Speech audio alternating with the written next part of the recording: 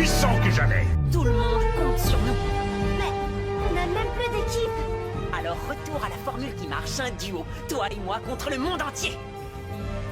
Toi et moi.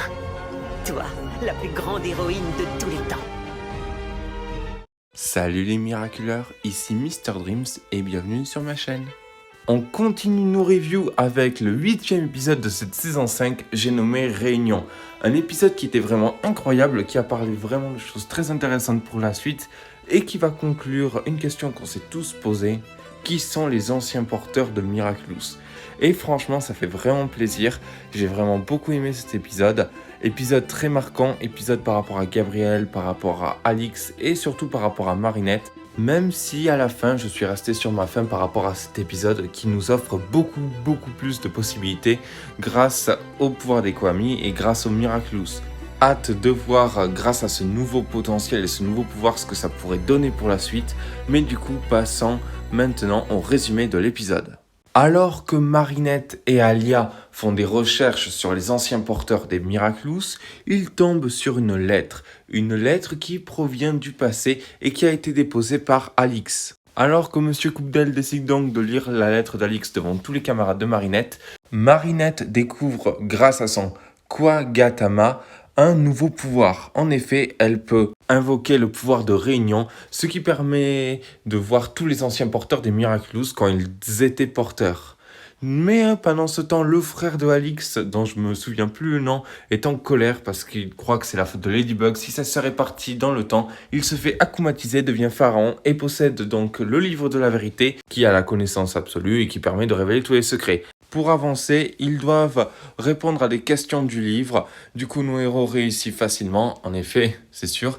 Mais vu qu'une des questions était dans le futur, Ladybug décide donc d'utiliser la même technique que Alix pour la prévenir et pour lui demander, du coup, de savoir quel temps il va faire dans 200 ans. Grâce à ça, ils peuvent combattre Pharaon et Ladybug lui dit « Pourquoi tu demandes pas à ton livre si nous on a fait ça ?» Du coup, Pharaon pose la question et le livre révèle qu'Alix est partie elle-même. Le pharaon se désakumatise lui-même.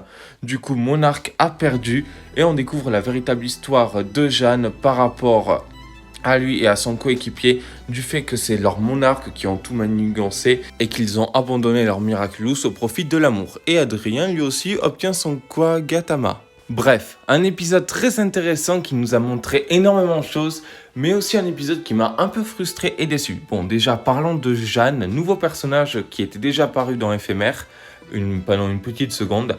Clairement, Jeanne est un très bon personnage, d'ailleurs ça pourrait vraiment nous montrer les anciens porteurs des Miraculous. Franchement, ça serait hyper intéressant et sa romance et tout est vraiment parfaite.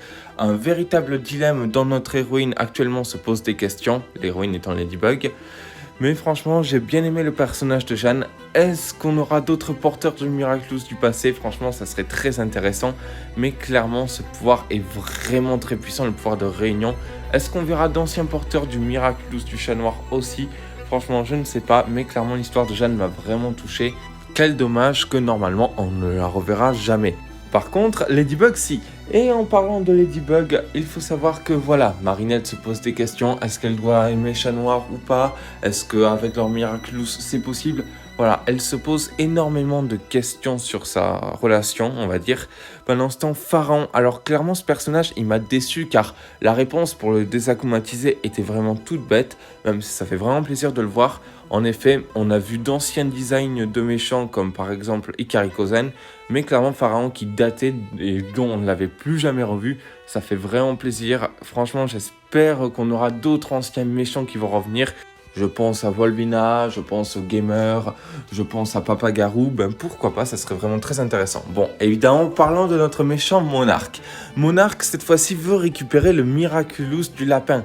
Et du coup, ça change vraiment beaucoup de choses, car franchement, j'avais pensé qu'on n'allait plus jamais évoquer le cas Alix. Et ça fait vraiment plaisir que cette fois-ci, Monarque peut vraiment récupérer le Miraculous du lapin et rien d'autre.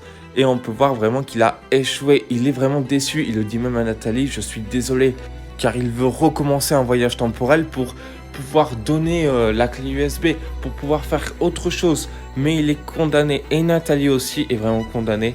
D'ailleurs, j'ai bien aimé la partie où elle joue encore la comédie avec Gabriel, Du coup, je ne sais toujours pas par rapport à son cas, mais je pense que Nathalie va aider Gabriel pour Adrien cette fois-ci et pas pour Émilie et ni pour lui évidemment. Mais du coup, je ne sais pas du tout quoi me dire par rapport à ce personnage. Mais les heures de gloire de Monarque sont passées. Monarque sait qu'on peut encore résister à lui. Il sait qu'on peut encore se faire désacclimatiser. Il sait qu'il peut encore perdre.